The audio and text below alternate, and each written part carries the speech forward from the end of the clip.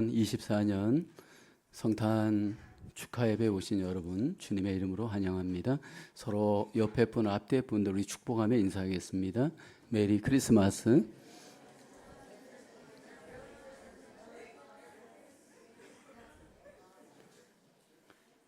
2024년 성탄절을 맞이해서 주님 주시는 평화가 여러분과 가정 속에 충만하시기를 주님의 이름으로 축복합니다. 예수님이 탄생하신 성탄절을 맞이하여서 우리는 이 시간 그 예수님을 경배하기 위해서 이 자리에 함께 모였습니다. 성탄절을 가장 의미 있게 보내는 그 일은 무엇일까요? 어떤 분들은 성탄절날 가족끼리 여행을 가고 선물을 주고받고 좋은 식당에 가서 맛있는 음식을 먹는 일, 이것이 성탄절의 어떤 의미라고 생각하는 분들이 있습니다. 세상 사람들은 이 성탄절을 가장 빅 할로데이라고 생각을 합니다.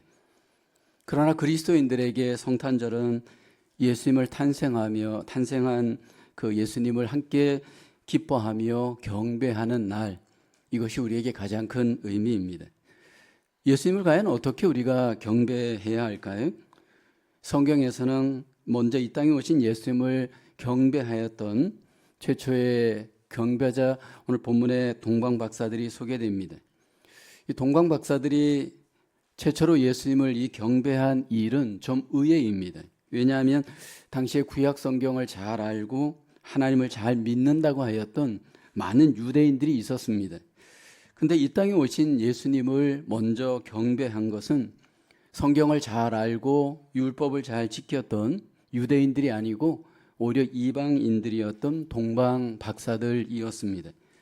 성경의 4권의 복음서 중에서 유일하게 마태복음에서만 예수님을 경배한 동방 박사들 이야기가 소개되고 있습니다.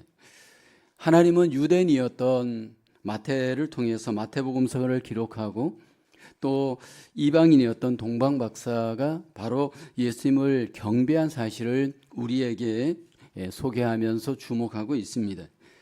오늘 본문에 소개되어지는 동방 박사들은 예수님을 과연 어떻게 경배하였을까요?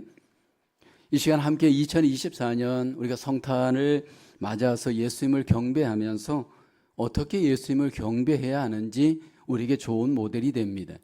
첫째로 예수님 경배는 삶의 우선순위로 선택해야 합니다. 오늘 본문 마태복음 2장 1절에 보면 헤롯 왕 때 예수께서 유대 베들레헴에서 나심에 동방으로부터 박사들이 예루살렘에 이르러 말하되라고 합니다. 오늘 본문에 보면 예수님의 탄생의 때가 소개되고 있습니다. 오늘 본문에 보면 헤롯 왕 때에 예수님이 탄생하십니다. 성경에서 말하는 이 헤롯 왕은 성경에 여러 명의 헤롯이 소개되는데 헤롯은 우리로 이야기하면 한국 사람으로 이야기하면 성을 의미합니다. 김씨, 이씨와 같은 그 성이 헤롯인데 오늘 본문에 소개된 헤롯 왕은 헤롯 대왕입니다. 예수님이 태어날 때 이 헤롯 대왕은 유대 나라의 에돔 족속의 이둠의 사람이었습니다. 그는 개인적으로 굉장히 야망이 컸고 아주 사나운 사람이었다라고 합니다. 헤롯 왕은 예수님이 태어나던 해에 모든 아기들을 다 죽이라고 명령할 정도입니다. 예수님이 이 땅에 태어나실 때는 가장 악한 왕이 통치할 때였습니다. 예수님의 이 탄생의 때를 먼저 알고 경배한 사람들은 바로 동방 박사들이었습니다. 오늘 동방 박사들에 대해서 이름이 소개되지 않습니다. 그리고 그들은 혼자는 아니고 여러 명이었다라는 것이 성경의 소개입니다.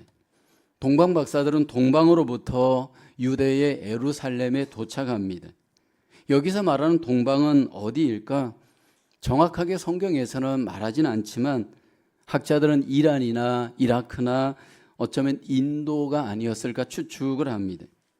동방에서 온 이 박사들은 별을 연구하는 점성술가로 추측이 됩니다. 별을 연구하던 중에 하나님의 계시를 받았습니다.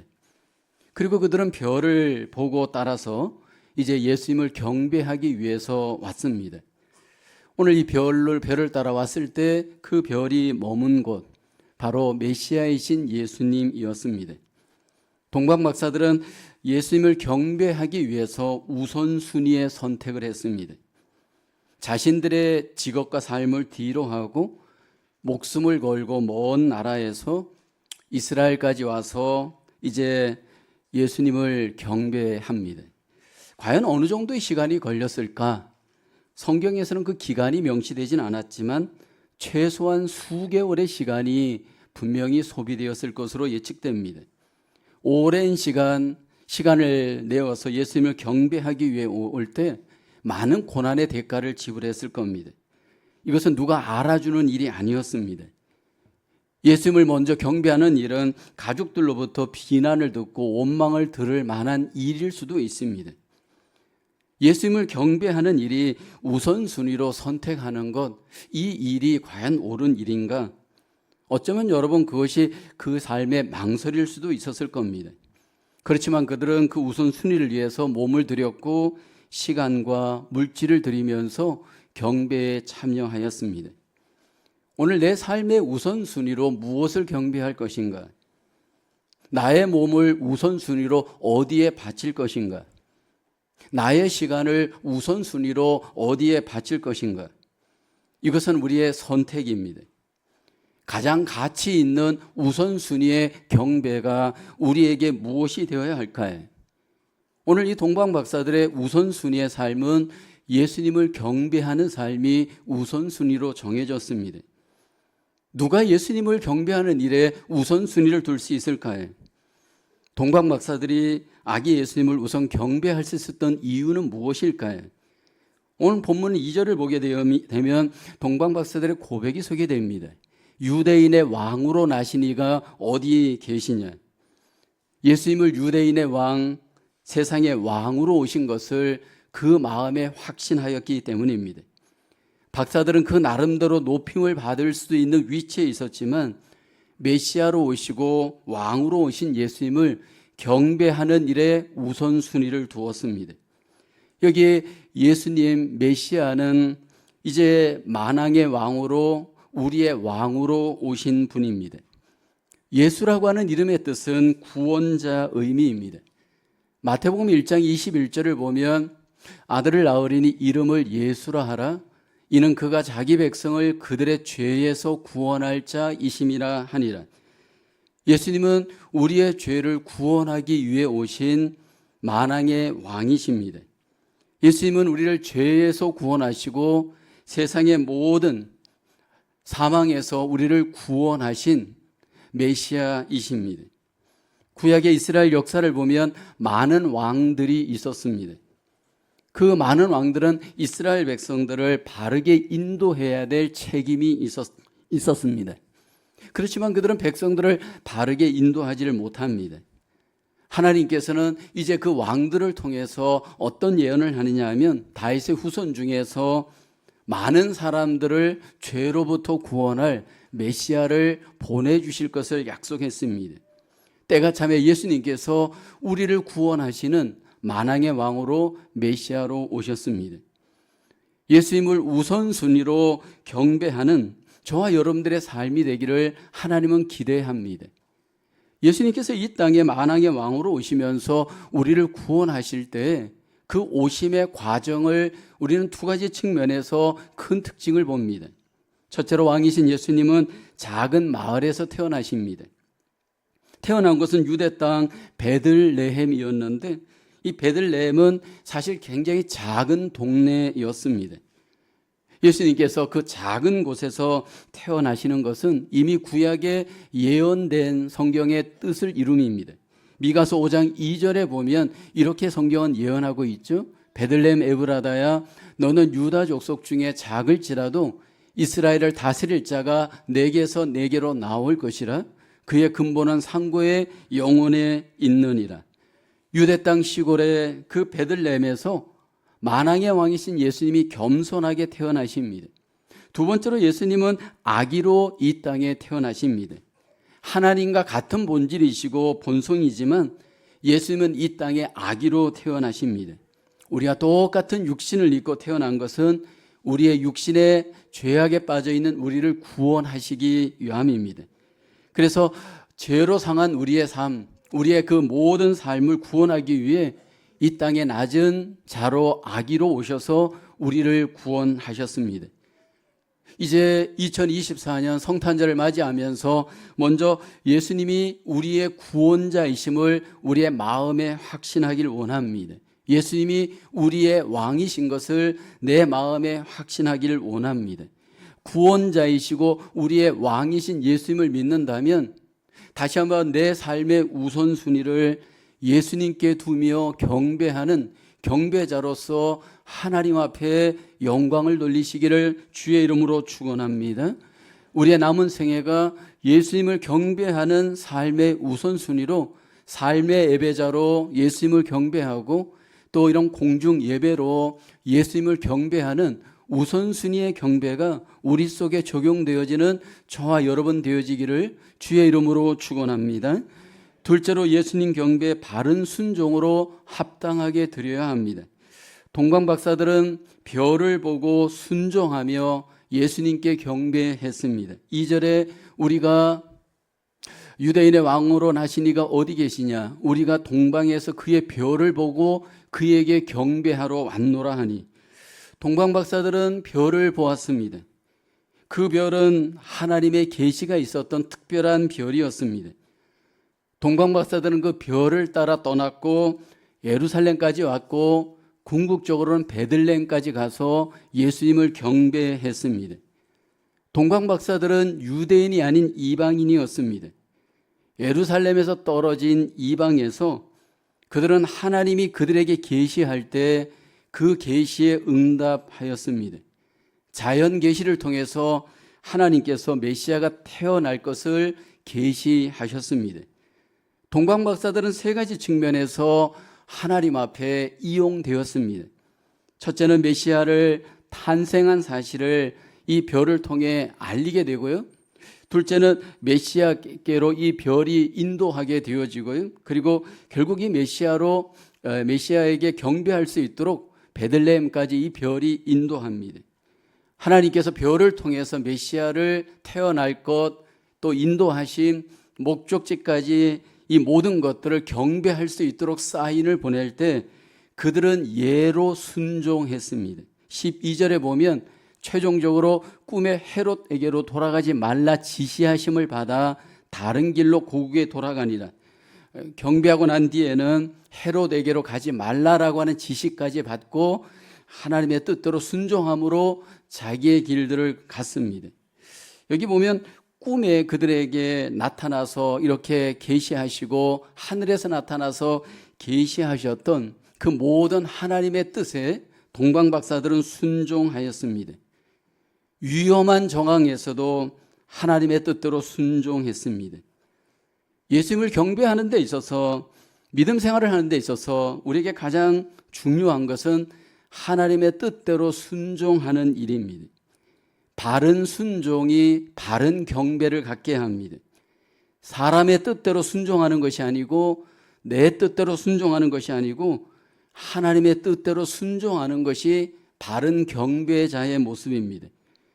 하나님께서는 오늘 우리에게 하나님의 뜻대로 순종할 수 있는 힘을 주시고 은혜를 주셨습니다. 우리 안에 계신 성령님을 통해서 하나님의 뜻에 순종할 수 있도록 우리를 도우십니다. 성령님께서는 우리에게 하나님의 뜻대로 예수님을 경배하도록, 하나님을 경배하도록 우리를 인도하십니다. 하나님의 뜻대로 우리가 순종하며 순종할 수 있는 바른 경배자로 하나님 앞에 나가야 하는데 가장 우리에게 필요한 것은 분별하는 일입니다. 하나님의 뜻대로 순종하기 위해서, 경배하기 위해서 우리에게 중요한 것은 분별하는 일입니다. 오늘 여기 동방 박사들을 보면 헤롯 왕의 유혹과 도전이 있었습니다. 헤롯 왕이 동방 박사들에게 무엇이라고 합니까? 8절에 보면 베들레헴으로 보내며 이르되 가서 아기에 대하여 자세히 알아보고 찾거든 내게 고하여 나도 가서 그에게 경배하게 하라. 이것은 진심이 아니었습니다. 예수님께 경배하겠다라고 헤롯은 말하지만 예수님을 발견하고 나면 즉시로 죽이고자 함이었습니다.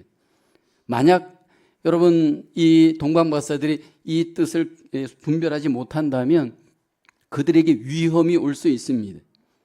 이 시대가 그렇습니다.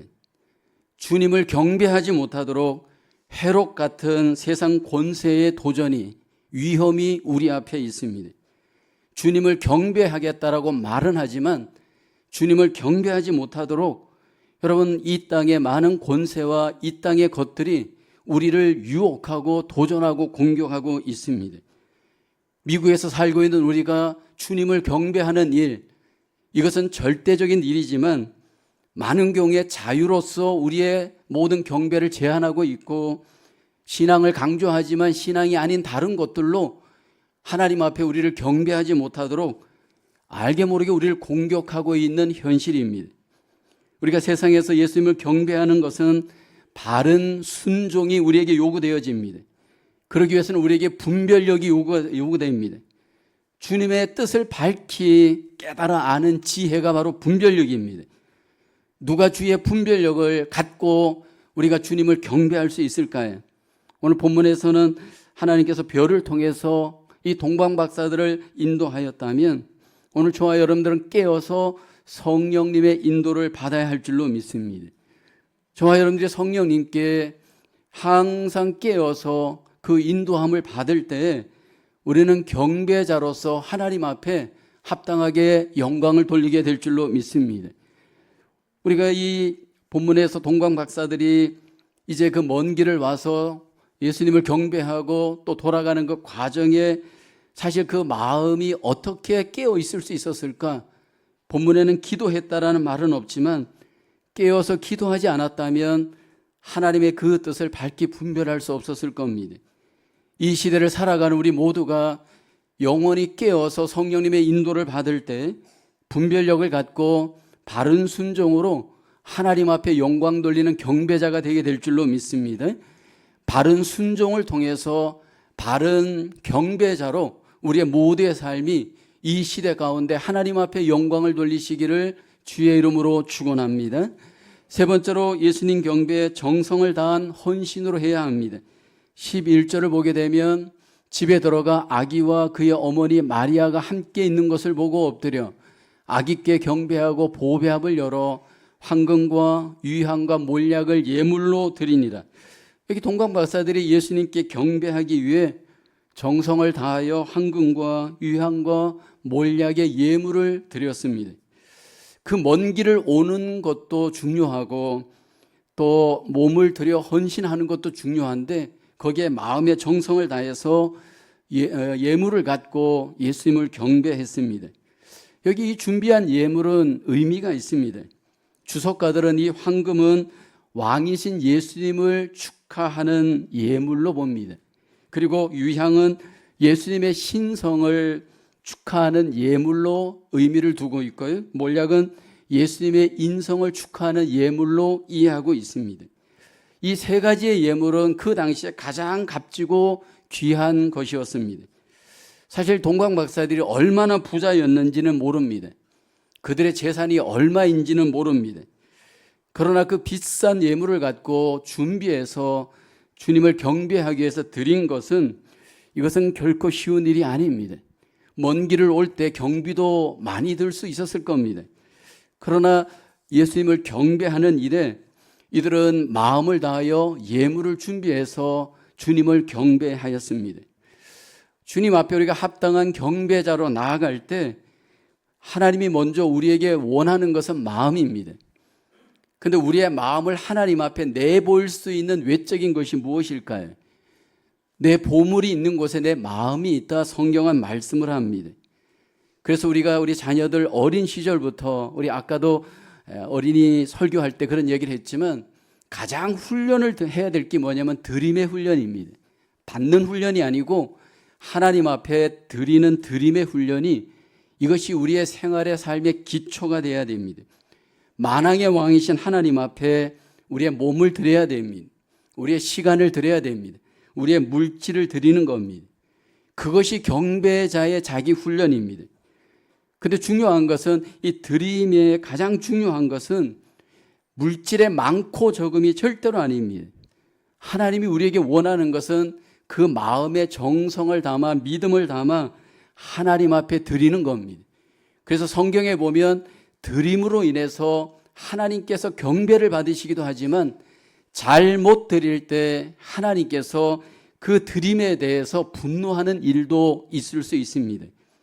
성경 창세기에 보면 가인과 아벨의 제사 이야기가 소개됩니다.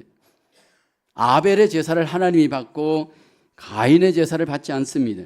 창세기 4장 3절을 보게 되면 세월이 지난 후에 가인은 땅의 소산으로 제물을 삼아 여호와께 드렸고, 그리고 아벨은 하나님 앞에 4절에 보면 자기도 양의 첫 새끼와 그 기름으로 드렸더니 여호와께서 아벨과 그의 제물은 받으셨으나 라고 합니다. 왜 하나님께서 가인의 제물은 받지 않고 아벨의 제물만 받으셨을까라는 겁니다. 그것을 히브리서에서는 이렇게 해석합니다. 히브리서 11장 4절에 보면 믿음으로 아벨은 가인보다 더 나은 제사를 하나님께 드림으로 의로운 자라 하시는 증거를 얻었으니 하나님이 그 예물에 대하여 증언하심이라. 그가 죽었으나 그 믿음으로써 지금도 말하느니라. 무엇의 차이점이냐면 믿음의 예물이냐 아니냐 차이점입니다. 예물의 어떤 그 외적인 증거가 분명히 달랐습니다. 아벨은 양의 첫 새끼와 그 기름으로 하나님 앞에 예물을 드립니다. 양의 첫 새끼를 드렸다라고 하는 이 첫 제물의 의미는 그의 그 마음의 표현이고 정성의 표현입니다. 제물의 차이보다도 그 마음의 차이, 믿음의 차이점을 성경은 말합니다. 오늘 우리가 하나님 앞에 경배를 드릴 때 우리의 마음을 담아 하나님 앞에 정성을 담아 하나님 앞에 헌신하며 제물을 드리며 예배하는 것은 우리가 생각하는 것 이상의 의미가 하나님에게 있다라는 겁니다. 종종 보면 우리가 하나님 앞에 나가면서도 예물을 드리는 부분에 있어서 인색함으로나 아까운 마음으로 하나님 앞에 만약 드린다라고 생각해 보십시오. 여러분, 이것은 굉장히 하나님과 나와의 관계에서 관계의 문제가 생깁니다. 하나님 기뻐하지 않습니다. 마음을 담아서 믿음으로 하나님 앞에 우리의 믿음을 드리며 마음을 드리면서 경배할 수 있는 그러한 경배자로 우리가 하나님 앞에 드릴 수 있기를 주의 이름으로 축원합니다. 우리의 삶은 하나님의 것입니다. 내 모든 생명, 물질, 모든 것들이 하나님이 우리에게 주신 축복입니다. 특별히 이 성탄절을 통해서 다시 한번 우리가 예수님을 경배하는 경배의 귀한 기쁨의 경배자로 하나님 앞에 영광을 돌리며 우리 모두가 하나님 앞에 이 시간 감사할 수 있는 기회가 되기를 주의 이름으로 축원합니다. 그리고 남은 생에 주님을 경배하는 경배자로 우리가 살아가되 삶의 우선순위로 주님을 경배하길 원합니다. 순종의 분별력을 갖고 주님을 경배하길 원합니다. 우리의 모든 마음을 담고 믿음을 담아 헌신하며 하나님 앞에 경배할 수 있는 진정한 경배자로 우리의 모든 삶이 하나님 앞에 영광 돌리시기를 주님의 이름으로 축원합니다. 기도합니다. 하나님, 2024년 성탄절을 맞아서 다시 한번 우리가 주님을 경배하며 남은 생에 주님을 경배하는 경배자의 삶을 살기를 소원합니다. 우선순위의 삶으로 순종의 모습으로 하나님 아버지 더욱더 우리의 몸과 마음과 시간과 물질을 드리며 주님을 경배하며 살아가는 저희 모두가 될 수 있도록 은혜 베풀어 주시옵소서. 예수님의 이름으로 기도하옵나이다. 아멘.